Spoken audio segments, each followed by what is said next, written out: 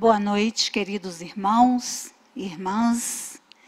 Que a paz do Mestre Jesus continue vibrando em nossos corações, hoje e sempre. Como disse o Edilson, hoje nós vamos começar o nosso estudo pelos fatos espíritas. O que quer dizer isso? Nós vamos dar uma passeada pela história e trazer fatos que demonstram que a nossa relação, humanidade terrestre, com o mundo espiritual, é de todo o sempre. Pois a mediunidade e os fenômenos espíritas estão amparados e regidos pelas leis da natureza. Portanto, eles existem desde que existem os mundos fora do mundo espiritual. E hoje nós veremos como se dá esse relacionamento, como se dava antes de Kardec. Por que antes de Kardec? Por que é importante frisar antes de Kardec? Porque nós somos levados a entender que o Espiritismo só existe depois de Kardec. Mas não. Ele existe desde que a humanidade existe. Nós nos relacionamos com o mundo espiritual, ainda que de forma inconsciente. O que Kardec fez, ao codificar a doutrina espírita, foi nos trazer maior consciência desse relacionamento. Ao publicar as obras da codificação, ele nos trouxe todos os princípios e leis nos quais se fundamentam essa relação. E, tomando essa consciência, naturalmente nós passamos a vivenciar esses fenômenos de uma outra forma. Nós chamamos essa apresentação de fatos espírita, um olhar histórico. Então, nós vamos pontuar algumas ocorrências na história que demonstram para nós a existência desse relacionamento desde que a humanidade existe. Começando por Kardec, numa afirmativa que ele faz na introdução de O Evangelho segundo o Espiritismo. O Espiritismo, e aqui naturalmente ele está se referindo ao Espiritismo como o fenômeno, encontra-se por toda parte, na antiguidade e em todas as épocas da humanidade. Por toda parte se encontram seus vestígios, nos escritos, nas crenças e sobre os monumentos.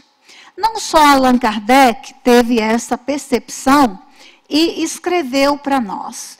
Por outros meios, outros estudiosos também fizeram as suas pesquisas e chegaram às mesmas conclusões, como, por exemplo, Thomas Eury, que é um sociólogo inglês que, após fazer as suas pesquisas na área da sociologia, estudando as religiões dos povos, ele afirma: há povos sem um Deus, mas não há em nenhum momento sem os espíritos.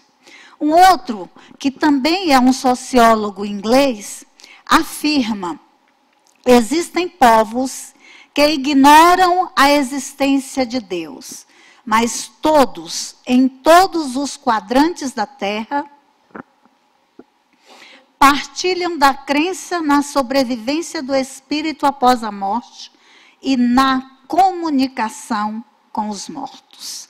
Saindo um pouco desse âmbito da ciência, nós encontramos esse jornalista italiano que durante muitos anos ele foi diretor da Biblioteca do Vaticano. e tinha acesso a muitas obras. E ele resolveu fazer uma pesquisa nos mais antigos livros e tradições da humanidade. E ele também tirou as suas conclusões ao estudar esses livros sagrados. Ele concluiu que os deuses, anjos e demônios estão na origem de todos os povos. E o que são deuses, anjos e demônios, senão os espíritos nos mais variados graus de evolução?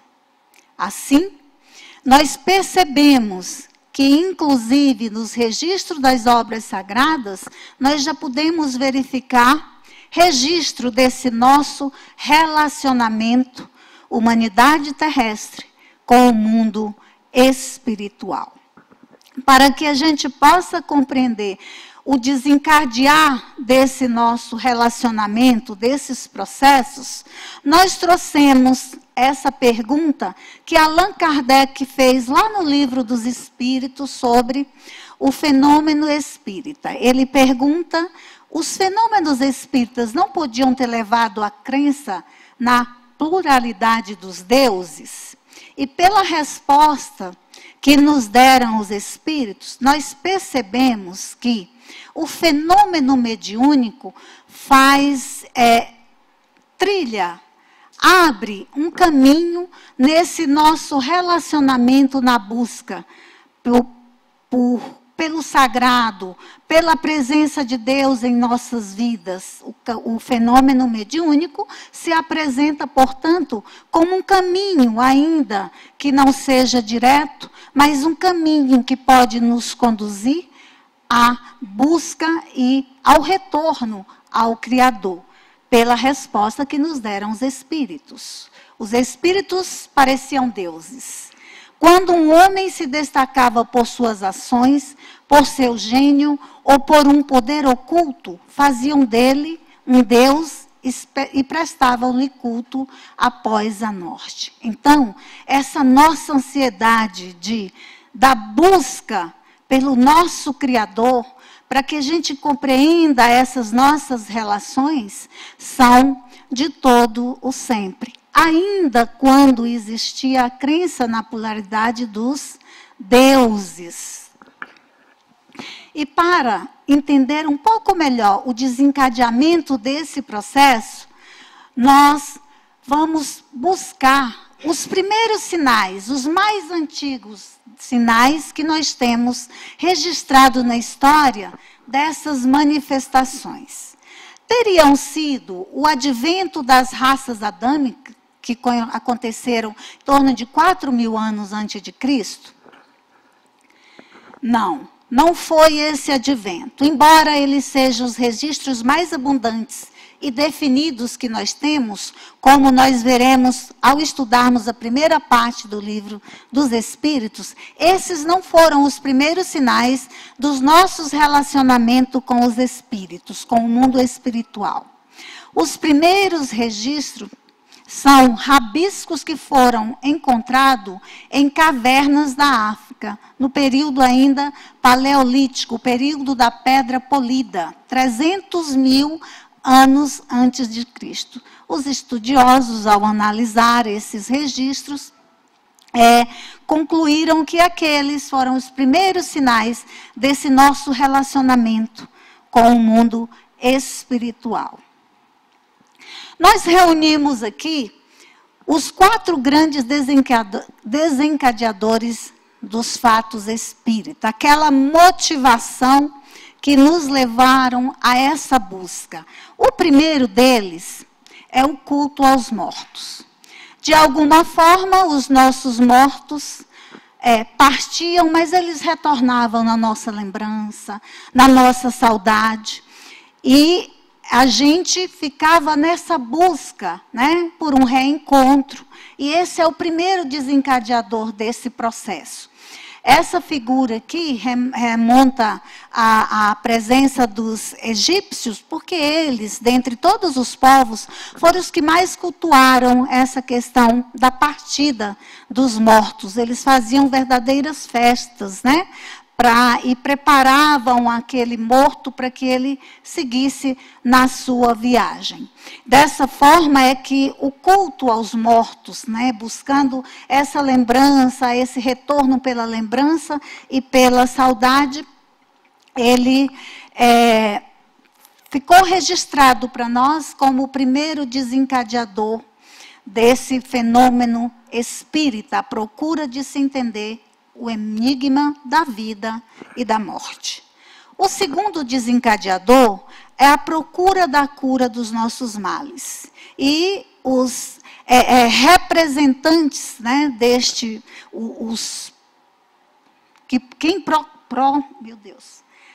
protagonistas, né, desses eventos, né, da cura, a busca da cura dos nossos males, são os curandeiros, feiticeiros, sacerdote, médico, cuja presença se deu em todos os povos. Alguns exemplos é o pajé brasileiro, né, junto às tribos indígenas, o feiticeiro médico Zulu, lá na África, os milongos africanos também, lá na Polinésia, os caumas, e na Abissínia, os lobachas. Todos esses são nomes citados por Ernesto Bozano, né, como sendo representante desses curandeiros, desses médicos que, durante muito tempo, foram desencadeando esse processo de relacionamento nosso, nessa busca da cura para os nossos males. Um terceiro desencadeador é a procura de conhecer o destino e o futuro.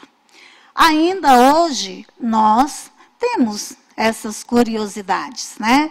E naquela época, né, muito mais remotamente, isso era muito marcante e muito especialmente com a presença dos oráculos e adivinhos em praticamente todos os povos, notadamente entre os gregos e os romanos, com a presença das pitonisas, sibilas, que eram mulheres que tinham a capacidade de adivinhar o futuro. Os arúpsis, que eram aquelas criaturas que, por meio das entranhas dos pássaros, adivinhavam o futuro. Tinham também os álgures, que eram os ledores de sorte em praça pública, né? O que nós conhecemos hoje como os ledores de sorte. Aqueles segmentos mais organizados eram o dos sacerdotes, que prestavam consulta aos reis e príncipes que os procuravam, querendo saber sobre o futuro dos seus empreendimentos, né, e das suas vontades.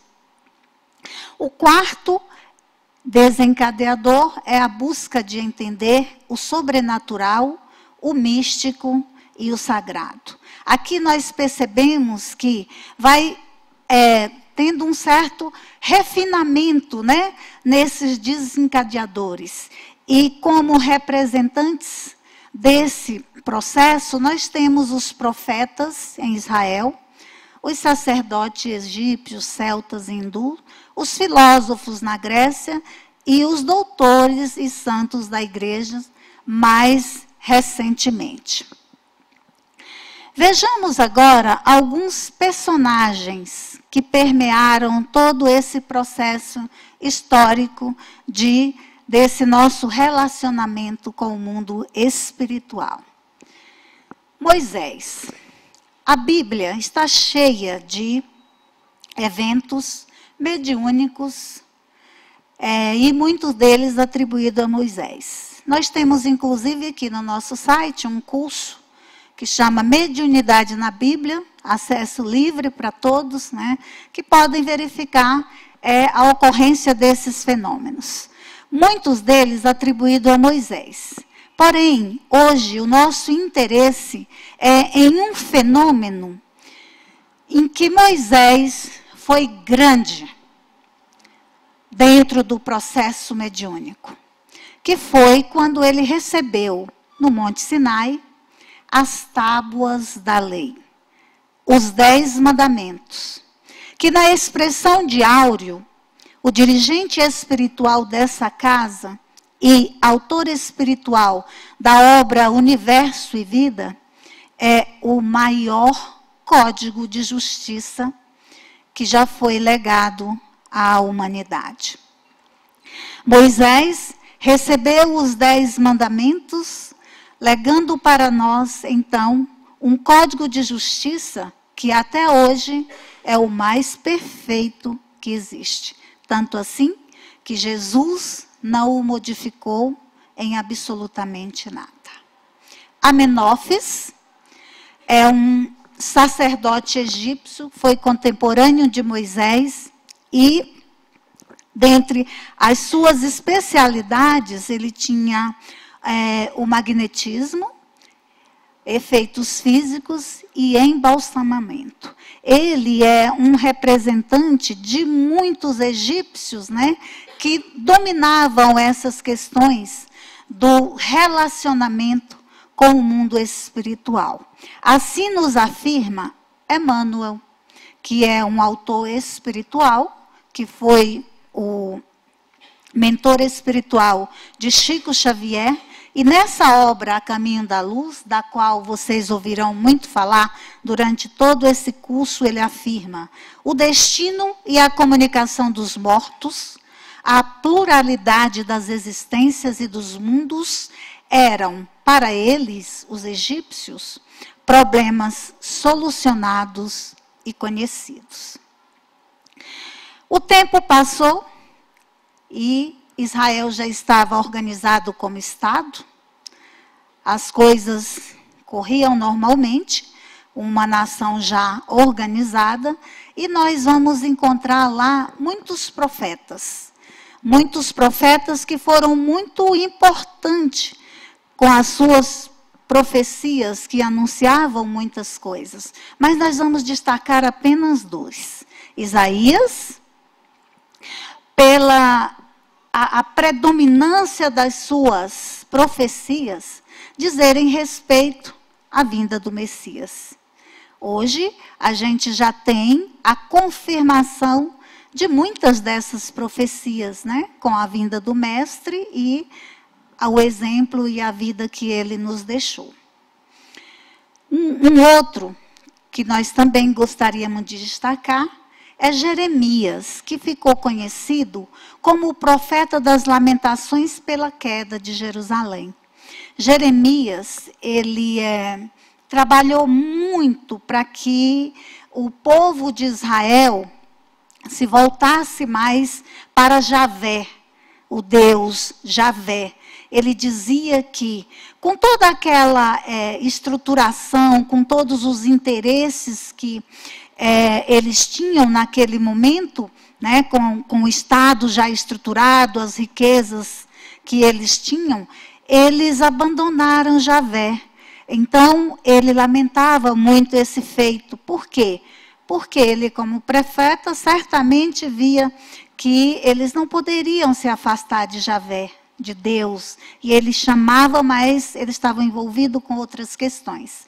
Outra questão muito importante trazida por Jeremias foi a definição do que é ser um mau profeta. No nosso Evangelho, o Evangelho segundo o Espiritismo, nós temos lá no capítulo 21, uma mensagem de Jeremias, onde ele fala sobre os falsos cristos e os falsos profetas. É uma indicação interessante para a gente conhecer um pouco mais desse profeta. Os séculos se passaram, as coisas foram acontecendo como acontece na natureza, processo muito lento, e nós chegamos aos Sócrates e Platão.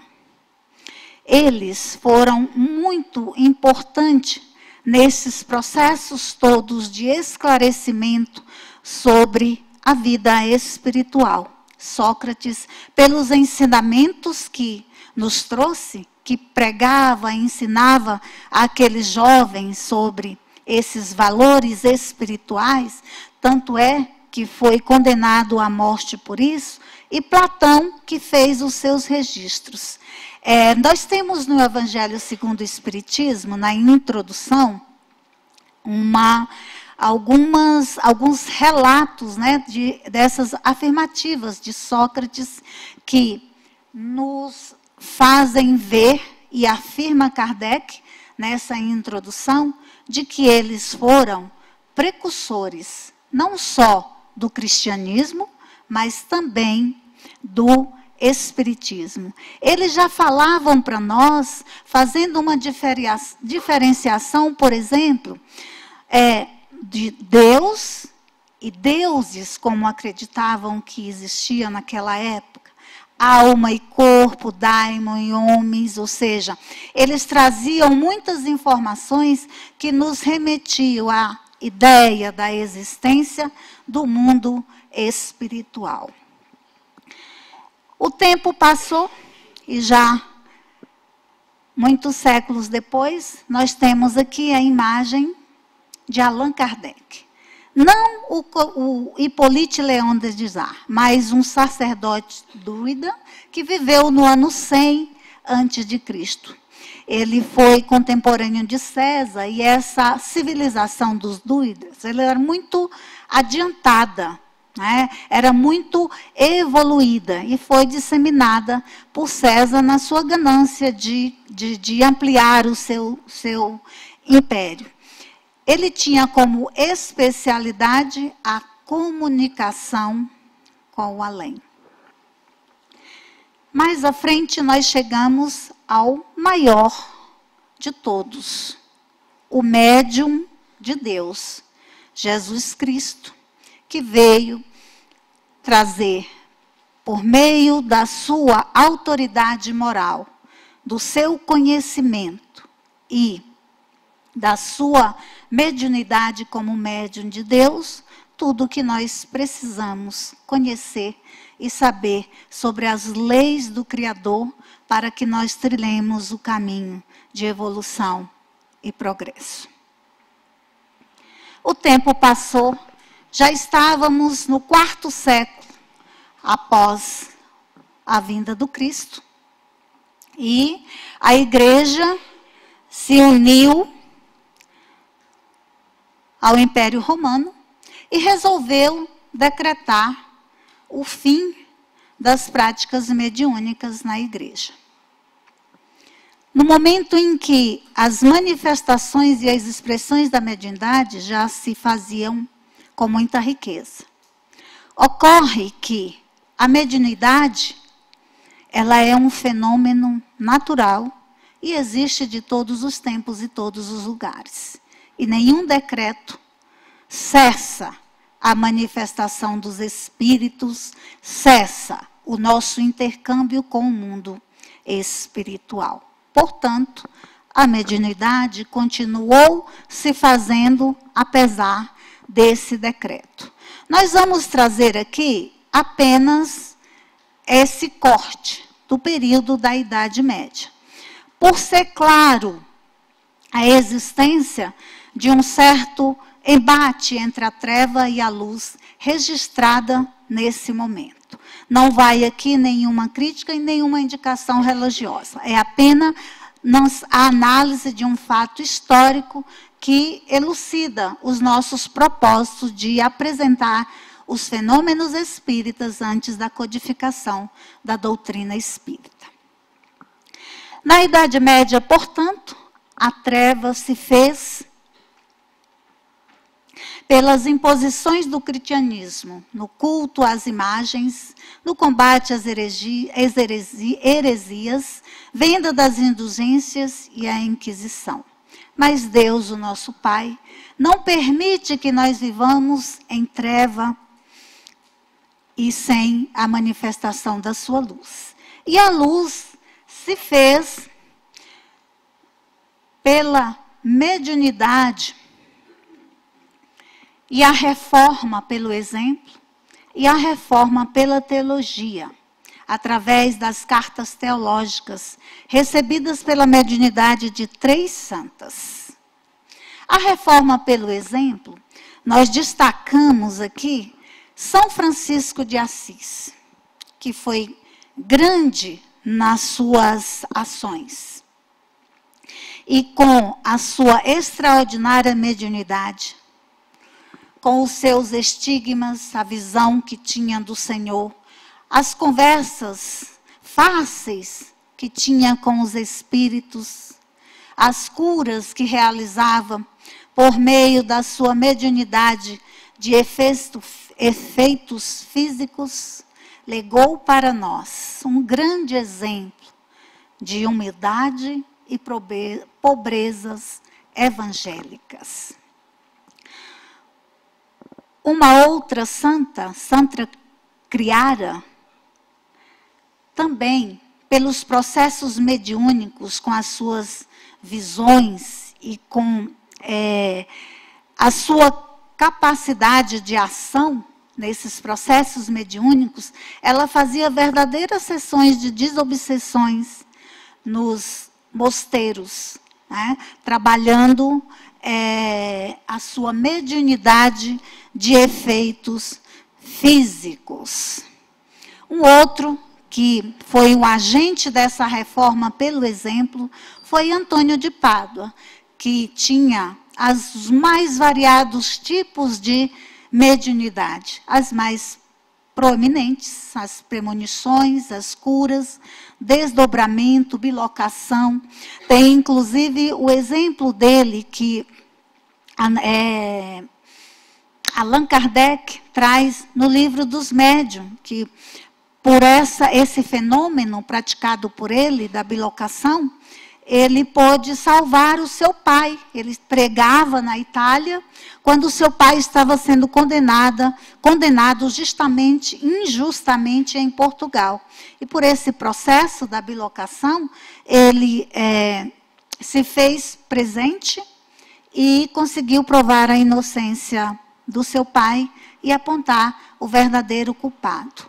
Ele também levitava, e dentre as suas características que o fez ser um agente dessa reforma pelo exemplo, era a habilidade que ele tinha em pregar e levar o evangelho na sua pureza, transformando a todos aqueles, pela sua palavra, pelo seu evangelho, que os ouviam.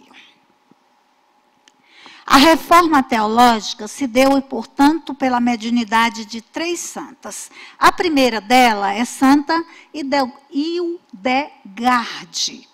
Ela foi numa época em que só os homens poderiam ser teólogos, elas foram aceitas como teólogas na igreja.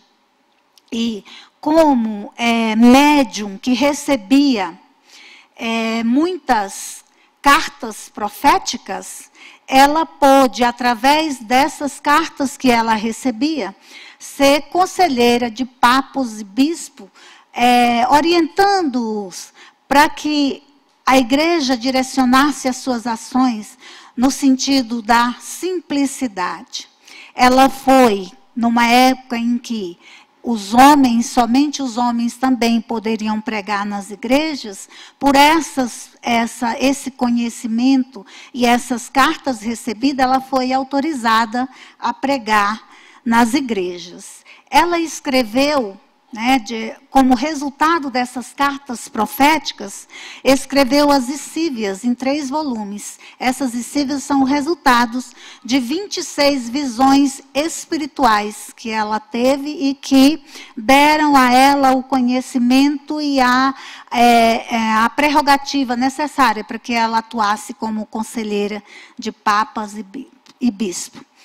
Clarividência e premonição foram notadamente as suas prerrogativas mediúnicas. A segunda santa foi Santa Brígida. Ela era conhecida como correio a serviço do Senhor, pelas obras proféticas que ela recebeu, e ela dizia que os anjos ditavam para ela essas obras proféticas. Ela também foi conselheira de papas e bispos, sempre nessa questão de orientá-los para que eles buscassem a unidade e a simplicidade da igreja. E a terceira, Santa Catarina de Benicasa. Ela era analfabeta, mas ela foi considerada e era conhecida como doutora da igreja.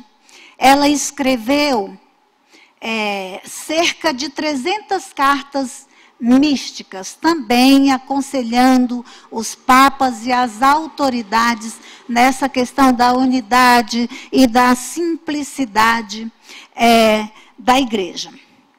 Ela lutou muito também pela unidade da igreja e a pacificação da Itália. Uma questão interessante aqui, que ela era analfabeta, né, no mundo material, digamos assim, mas ela falava que os anjos ditavam e ensinavam para ela a escrever. Visões e premonições, as suas mediunidades mais proeminentes. Precursores de Kardec. Passaram-se muitos séculos, né, muito tempo, e nós chegamos então aos precursores de Kardec. O primeiro que nós vamos citar é Emanuel Swedenborg. Esse moço foi um sueco, ele era filho de pastor luterano, um matemático, cientista, inventor de muitas coisas. Aos 56 anos, mais ou menos como acontecera com Kardec, explodiu nele a mediunidade. Ele teve a intuição de que ele precisava escrever algumas obras de interpretação dos textos bíblicos.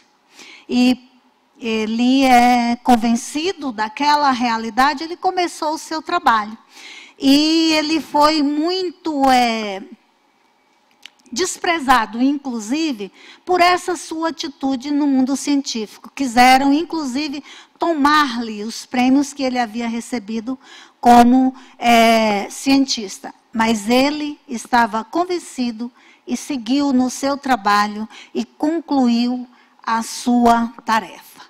Um outro que não poderíamos deixar de citar, como precursor de Kardec, é Jean-Baptiste Vianney, o Cura d'Ars, cuja presença é muito marcante em O Evangelho segundo o Espiritismo, com as suas mensagens.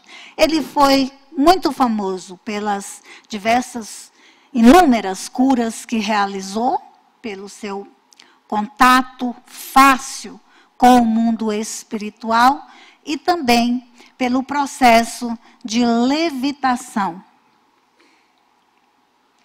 Não podíamos também deixar de citar Franz Anton Mesmer, que foi considerado o pai do magnetismo moderno.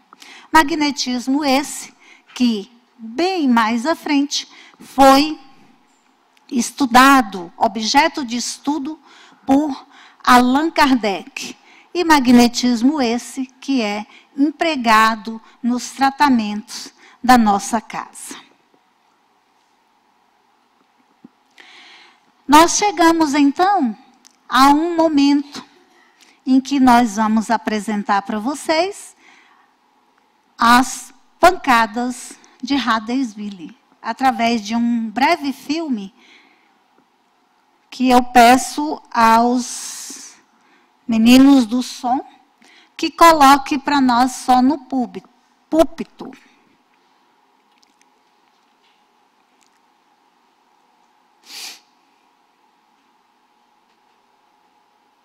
Em 11 de dezembro de 1847, uma família de origem alemã se instalou em uma modesta casa no vilarejo de Huddersville, estado de Nova York, nos Estados Unidos. A família Fox era formada pelo Sr. John Fox, sua esposa Margaret Fox e seus filhos, entre eles as duas filhas, Kate e Margaret, como a mãe. Fenômenos interessantes passaram a acontecer na casa 2 meses depois da família chegar. Eram batidas leves, arranhões nas paredes e nos móveis. Os ruídos aumentavam cada vez mais. Na noite de 31 de março de 1848, houve uma série de sons muito fortes e contínuos. A garota Kate desafiou a força invisível a repetir, com algum barulho, a quantidade de palmas que ela batia.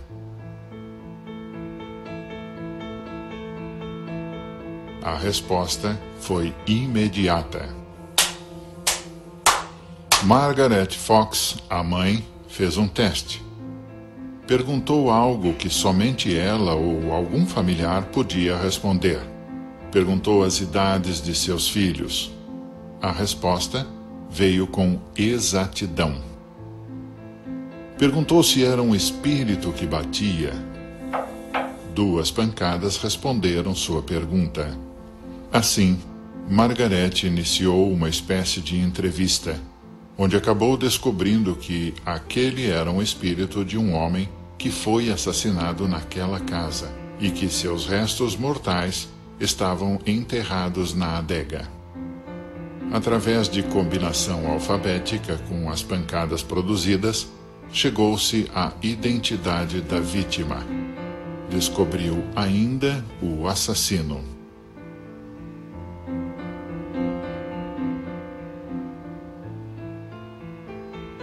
A família chamou os vizinhos para que estes presenciassem os fenômenos. Assim, em poucos dias, a casa passou a ser visitada por um número cada vez maior de curiosos. Na época dos fenômenos, as 2 garotas, Margaret e Kate, foram afastadas de sua casa, pois suspeitavam que os fenômenos eram ligados à presença de ambas. Entretanto, os ruídos acompanharam as irmãs Fox.